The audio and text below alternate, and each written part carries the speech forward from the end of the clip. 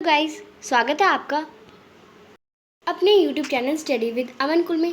आज हम लाए हैं शिक्षा निदेशालय राष्ट्रीय राजधानी क्षेत्र दिल्ली की कार्य पत्रक नंबर 3 जो कि क्लास 9 के लिए है। विषय आपका हिंदी है। डेट है 9 जुलाई 2021। आप अपना नाम और अपनी कक्षा अध्यापक का नाम लिखेंगे। तो जो ये वर्कशीट आपकी हिंदी की, इसमें आप गद्यांश है, गद्यांश को पढ़ना है, आपको पैराग्राफ पढ़ना है और उससे रिलेटेड कुछ क्वेश्चंस हैं, उन्हें फिल करने हैं।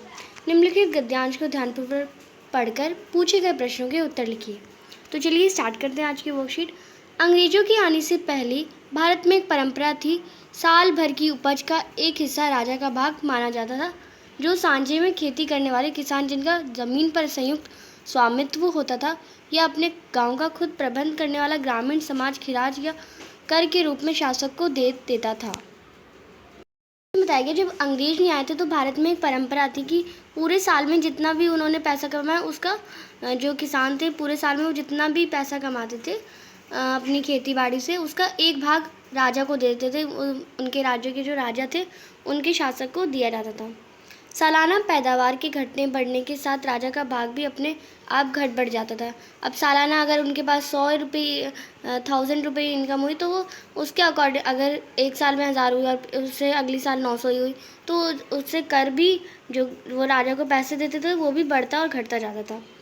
अंग्रेजों ने इस पुरानी परंपरा को ख़त्म करने के एक निश्चित नगद रकम के रूप में मालगुजारी लेना शुरू किया। अब फिर जब अंग्रेज़ आए तो उन्होंने ये ख़त्म कर दी ये वाली परंपरा, और उन्होंने एक निश्चित नकद, उन्होंने सोचा कि उन्होंने ये करा कि वो अगर उनकी कमाई 1000 हो, पर उन्हें हर बार उन्हें 100 रुपये देने ही होंगे, फिक्स देने ही होंगे उन्हें। ये नहीं है कि अगर इस बार 900 हुई है तो वो 90 रुपये देंगे, उन्हें 100 ही रुपये देने हैं। उन्होंने ये कर दिया, एकदम फिक्स कर दिया। उन्होंने मालगुजारी लेना शुरू कर दिया। ये रकम ज़मीन के हिसाब से तय की जाती थी और साल भर में पैदावार चाहे कम हुई हो या ज़्यादा, जो रकम पहले से तय की कर दी गई है वही वसूली की जाती थी। और ये जिसकी जितनी ज़मीन होती थी उसके अकॉर्डिंग उससे पैसे लिए जाते थे। साल भर में अगर उन्हें ज़्यादा कमाई या कम कमाई हुई, तब भी उनसे जितने पैसे उन्हें बोले गए हैं उतने ही उनसे वसूल किए जाते थे। ज़्यादातर मालगुजारी अलग अलग व्यक्तियों पर लगाई जाती थी, जो या तो खुद खेती करने वाले काश्तकार थे या सरकार द्वारा नियुक्त किए गए ज़मींदार थे। इसके बाद जो कसर बची थी वह भारत के इंग्लैंड के ढंग की जिम्मेदारी प्रथा और वहाँ की पूंजीवादी कानून व्यवस्था जारी करके पूरी कर दी गई।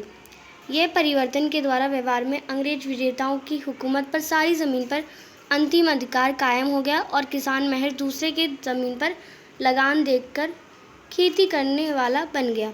लगान ना देने पर उसे ज़मीन से बेदखल किया जा सकता था, या अंग्रेज़ सरकार ने ज़मीन कुछ ऐसे अलग लोगों को दे दी जिनके अब उनसे ज़मींदार नामजद करना पसंद किया। ये लोग भी सरकार की मर्ज़ी से ही ज़मीन के मालिक थे और मालगुजारी ना देने पर उनसे भी पैसा छीन ली जा सकती थी।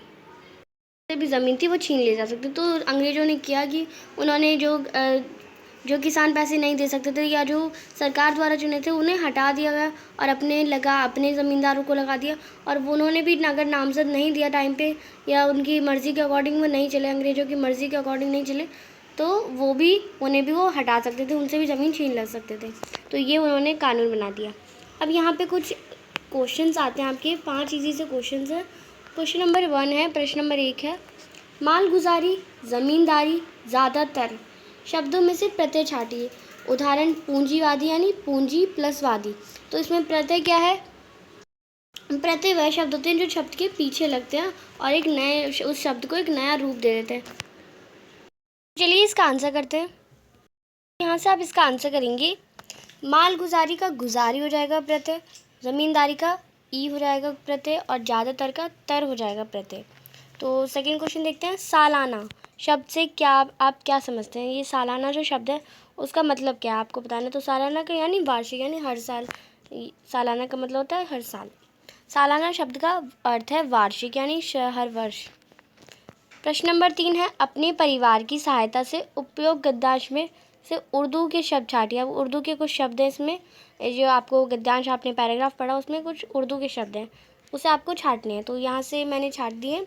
पहला है ज़मीन, ज़मीन भी उर्दू शब्द है। नामज़द, सालाना, मालगुजारी, रकम, कसर, हकमत, कायम, बेदखल। तो ये सारे उर्दू शब्द हैं। तो आप कहेंगे ज़मीन तो उर्दू का शब्द नहीं है, तो जो भूमि होती है वो हमारा हिंदी शब्द है। ज़मीन अगर बोले तो ये उर्दू शब्द है। तो ये थर्ड क्वेश्चन का आंसर है। आई होप आपने अच्छे से करा होगा। क्वेश्चन नंबर 4 है ज़मीन, मालिक, राजा, इनके विलोम शब्द लिखिए। ये 3 शब्द हैं, इसके विलोम शब्द लिखने हैं आपको। तो यहाँ से इसका आंसर करेंगे। ज़मीन का विलोम हो जाएगा आसमान, मालिक का नौकर, राजा का रंग।